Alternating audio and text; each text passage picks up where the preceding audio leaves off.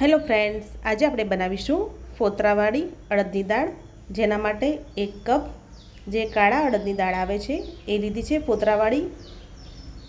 આ પ્રમાણે આવી રીતે કાળા અડદની દાળ આવતી હોય છે, જેને હવે આપણે 3 થી 4 પાણીએ ઘસીને ધોઈ લઈશું। આ સ્ટેપ કરવો ખૂબ જ જરૂરી છે। આ રીતે ઘસીને ધોવાથી ખૂબ બધું કાળું પાણી નીકળશે અને દાળ ખાવામાં પણ ખૂબ જ મીઠી લાગશે, એટલે આ સ્ટેપ કરવો ખૂબ જ જરૂરી છે। તો આ રીતે એકદમ સરસ આપણે ઘસીને 3 થી 4 વખત તેને વોશ કરી લઈશું।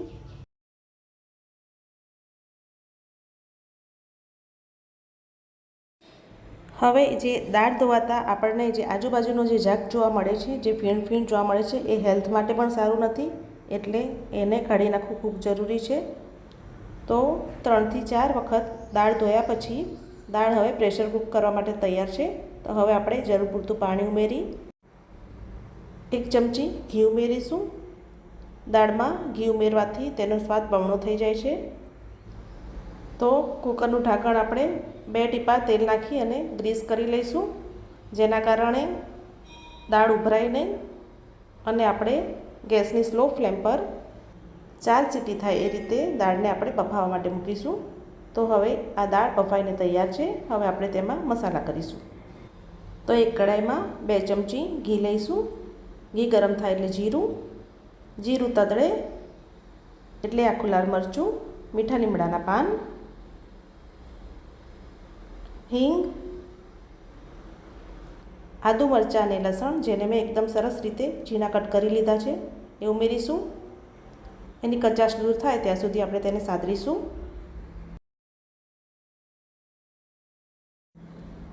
1 નંગ ઝીણી સુધારેલી ડુંગળી લીધી છે, જેને એકદમ સરસ રીતે બ્રાઉન કલરની થાય ત્યાં સુધી આપણે સાતરીશું।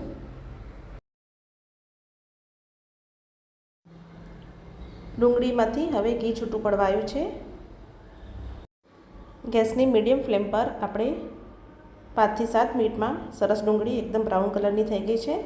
તો ડુંગળી સતરાઈને તૈયાર છે। હવે આપણે તેમાં 1 નંગ ઝીણું સમારેલું ટામેટું ઉમેરીશું અને એની કચાશ દૂર થાય ત્યાં સુધી આપણે તેને કૂક કરીશું। ટામેટાં સરસ રીતે ચડી જાય એટલે આપણે તેમાં મસાલા કરીશું। તો હળદર પાવડર, કાશ્મીરી લાલ મરચું પાવડર, ધાણા જીરું પાવડર બધું સરસ રીતે હલાવીને મિક્સ કરી લઈશું અને મસાલા બળી ના જાય એટલા માટે આપણે તેમાં થોડું પાણી ઉમેરીશું। પાણી ઉમેરીને આપણે એકદમ સરસ રીતે બધું મિક્સ કરી લઈશું। તો હવે આમાં બધું સરસ રીતે કૂક થઈ ગયું છે, મસાલા સરસ બળી ગયા છે। હવે આપણે તેમાં બાફેલી દાળ ઉમેરી લઈશું। બાફેલી દાળ ઉમેરીને આપણે 2 મિનિટ માટે સાતરીશું અને બધું એકદમ સરસ રીતે મિશ્રણને મિક્સ કરી લઈશું। ઘણી જગ્યાએ ઘણા ઘરોમાં શનિવારે અડદની દાળ ખાવાનો રિવાજ હોય છે। તો આ કાળા અડદની દાળ એકદમ સરસ મીઠી અને એકદમ સરસ ટેસ્ટી બને છે।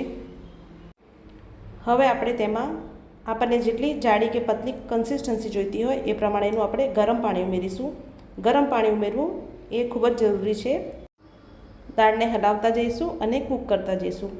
દાળને આ રીતે પાછળના ભાગથી એકદમ ઘોળીને મિક્સ કરવાની છે અને હલાવતા જવાનું છે। એના કારણે આપણે દાળમાં વલોણી નથી ફેરવવાની, પણ આ રીતે ઘોળતું જવાનું છે અને મિક્સ કરતું જવાનું છે, જેના કારણે ચીકાશ નહીં પકડાય અને એકદમ સરસ ઘટ બનીને તૈયાર થશે। તો હવે આપણે તેમાં સ્વાદ પ્રમાણે મીઠું ઉમેરીશું।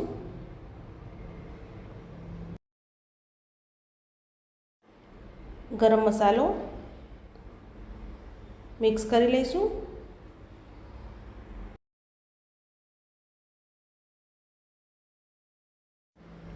તો હવે દાળમાં બધા સરસ મસાલા થઈ ગયા છે અને દાળ સરસ ઉકળવા લાગી છે। હવે આપણે ઢાંકીને તેને ગેસની મીડિયમ ફ્લેમ પર આપણે તેને 5 મિનિટ માટે કૂક કરીશું। વચ્ચે વચ્ચે આપણે તેને હલાવતા રહીશું। વચ્ચે આપણે એક વખત તેને ચેક કરીશું અને ફરીથી આપણે તેને 5 મિનિટ માટે કૂક કરીશું। તો તમે જોઈ શકો છો એકદમ સરસ દાળની કન્સિસ્ટન્સી સેટ થઈ ગઈ છે।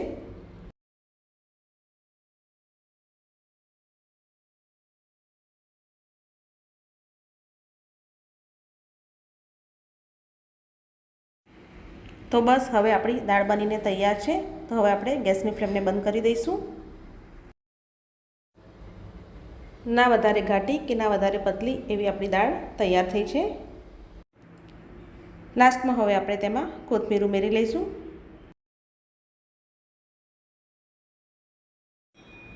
કોથમીર ઉમેરીને આપણે બધું મિક્સ કરી લઈશું. દાળને વધારે ટેસ્ટી બનાવવા માટે આપણે એક વઘાર તૈયાર કરીશું. જેના માટે એક વઘારિયામાં 2 ચમચી ઘી લઈશું. એની અંદર આપણે ઝીણું કટ કરેલું લસણ ઉમેરીશું. લસણ એકદમ સરસ કકડીને લાલ થઈ જાય એટલે આપણે તેમાં 1 નંગ સૂકું લાલ મરચું ઉમેરીશું. એ વઘારને આપણે તૈયાર કરેલી દાળમાં ઉમેરી લઈશું.